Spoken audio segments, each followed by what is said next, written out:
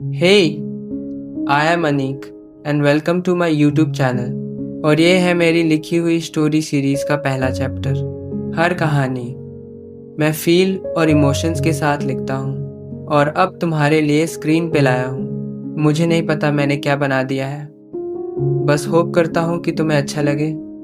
सो बिना time waste किए बढ़ते हैं आज के एपिसोड की तरफ। ट्रेन धीरे धीरे प्लेटफॉर्म से निकल रही होती है। उमर खिड़की के पास बैठता है, अपना बैग साइड में रखकर एक हल्की सांस लेता है। यूनिवर्सिटी का आखिरी एग्ज़ाम फाइनली ख़त्म और अब घर वापस जाने का टाइम। पता नहीं क्यों, पर आज उमर का दिमाग स्कूल के दिनों में अटका हुआ था। अजीब सी फीलिंग होती है कभी कभी, जैसे कुछ पुराना बिना वजह याद आ जाए। उसके दिमाग में सबसे पहला नाम आता है आयशा। स्कूल का वो दौर जब उसका पूरा अटेंशन, पूरा मूड, पूरा दिन कहीं ना कहीं आयशा के आसपास ही घूमता था। जब वो बॉटल रिफ़िल करने जाती तो उमर भी प्रिटेंड करता कि उसे भी प्यास लगी है ताकि आयशा को देख सके। प्यास लगी होती या नहीं ये कभी मैटर ही नहीं किया, सिर्फ एक सेकंड की झलक काफ़ी होती थी। कभी कभी उसके नोट्स उमर अपने बैग में छुपा लेता ताकि बाद में मासूम बनकर कह सके शायद गलती से मेरे बैग में रह गए। और आयशा की वो स्माइल और वो कहना, तुम सच में अजीब हो उमर, जो उमर के दिन को सीधा ब्राइट कर देती। बोरिंग लेक्चर्स में दोनों सीक्रेटली कॉपी के पीछे बातें करते। बोर हो रहा हूँ, सेम। टीचर का मूड ऑफ लग रहा, आज कैंटीन चले। ये थी तो छोटी बातें पर याद रहने वाली थी। और फिर अंताक्षरी।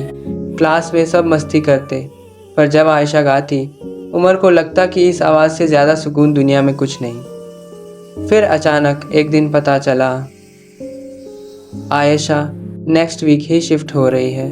उसके पापा का ट्रांसफ़र हो गया।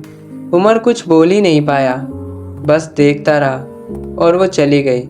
चलो वापस प्रेजेंट में। फास्ट मूविंग ट्रेन, विंडो से आती ठंडी हवा। उमर की आंखें हल्की सी नम हो जाती हैं, बस एक सेकंड के लिए। उसी वक्त कोई उसके सामने वाली सीट पर आकर बैठता है। सीट थोड़ी हिलती है। उमर कैजुअली ऊपर देखता है और लिटरली फ्रीज हो जाता है। आयशा, वही चेहरा, वही एक्सप्रेशंस, वही आंखें, बस ज़रा सी ज़्यादा मैच्योर, ज़रा सी थकान, ज़रा सी डेप्थ। दोनों के बीच एक awkward सी हल्की सी स्माइल होती है।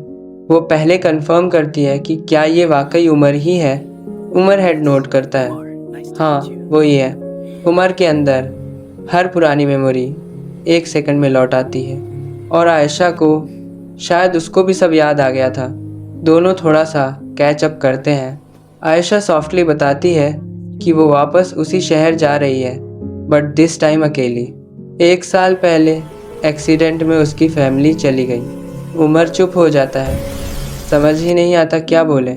कभी कभी ज़िंदगी इंसान को इतना सख्त बना देती है कि लफ्ज़ छोटे पड़ जाते हैं। आयशा फिर थोड़ी सी मुस्कुराहट के साथ कहती है कि वो बस एक नई ज़िंदगी शुरू करना चाहती है। उमर बताता है कि वो भी स्कूल के बाद पढ़ाई के लिए शहर शिफ्ट हो गया था और आज ही उसका लास्ट एग्ज़ाम था। दोनों को अजीब लगता है, इतने सालों बाद बिना planning, same day, same train, same route, जैसे कोई इनविजिबल थ्रेड उन्हें वापस खींच रहा हो। ट्रेन की लाइट्स धीमी होती जाती हैं, रात घेरी होती जा रही है। आयशा विंडो के पास बैठी होती है, उमर अपोजिट सीट पर, और बीच में एक सुकून वाला साइलेंस।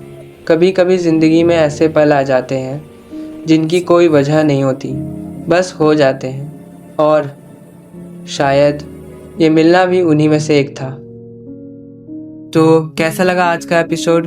मैं ऑनेस्टली जानना चाहता हूँ। तुम्हारी फीडबैक से ही मैं नेक्स्ट चैप्टर्स और बेटर बना पाऊँगा।